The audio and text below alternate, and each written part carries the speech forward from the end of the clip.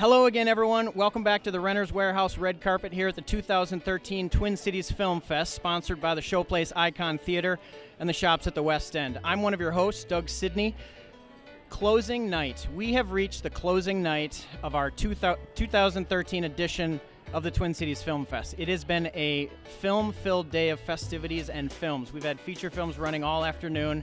We're culminating the evening tonight with two other feature films, followed by our awards gala. One of those films, Wild Blue, I'm privileged to be here with on the Renter's Warehouse Red Carpet, writer, director, producer Josh Hope, and supporting actor Kate Freilich. Thank you so much for being here today. It's a pleasure. Pleasure to be here. You have a very telling, very intriguing feature playing tonight, Wild Blue. Tell us about, now you were telling me off camera that you used not only a number of different locations for the film, but you filmed in a number of different states. It's a journey film. It's a not necessarily a road trip film, but it's a film that is on the move. Characters are on the move. Tell us about shooting in all those different locations and states. Sure. Well, when you don't have money, people tell you not to hit the road, so we did the exact opposite of that. And good for you. Yeah, we just took the challenge. We really wanted to be on the road and take advantage of shooting in Oklahoma and the vast emptiness of it, and so that's what we started with. Was that planned out? Did you have that? Did you have those locations written out in your script and Oh yeah, of course. I grew up in northwest Oklahoma, which is a small town in the middle of nowhere, country town, and so I really wanted to get back there and shoot and take advantage of the locations. So the landscape in which the film is shot has a lot to do with telling your story. Yeah, it does.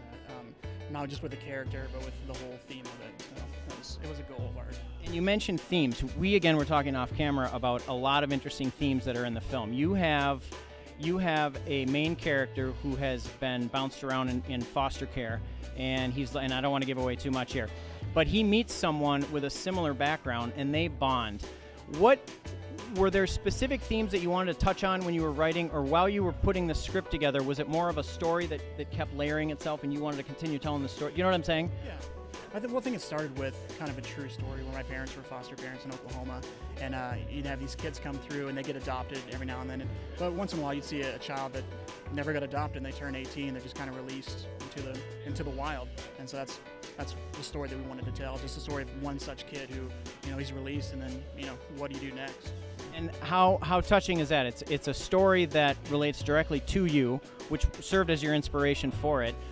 I like so many things about the film. We talked about, I was going to ask you about the wardrobing in the film. Those characters, the things that they wear not only fit them as characters, but it really ties in with what who they are.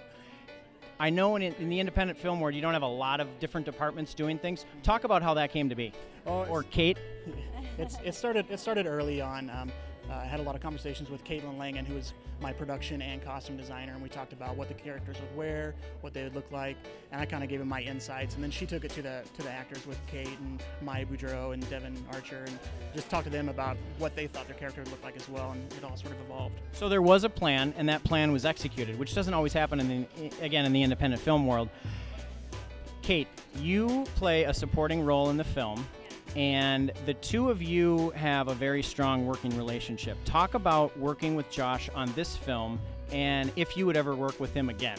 And you can't lie, because you're right here. I'm right here. Well, I would work with him again. We are going to be working together again. Interesting. And no, it's really great experience working with Josh on set. This is actually the second time I worked with him. I did a short with him previously, and it's just a really great, chill atmosphere on set, very collaborative.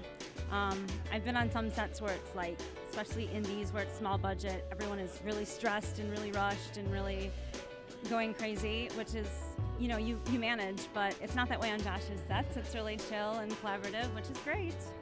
Now, you mentioned working together on your next film. You told me that there is some great news regarding Wild Blue, and relate that to your future work. Well, Wild Blue was picked up by IndieFlix. It's streaming now.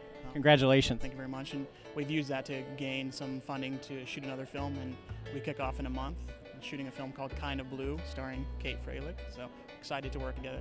Fantastic. And I am hoping that we see that film at a future 2014-15 Twin Cities Film Fest? Yeah, we'd love to come back. It's a great festival, great for filmmakers, and very filmmaker friendly. So if you have a film out there, I definitely recommend checking out Twin Cities. What a great plug. Thank you two so much for being here. We're going to send you into the theater to see your film. I can't wait to check it out as well. Here on the Renters Warehouse red carpet at the 2013 Twin Cities Film Fest, I'm Doug Sidney. We'll see you again. Enjoy the film.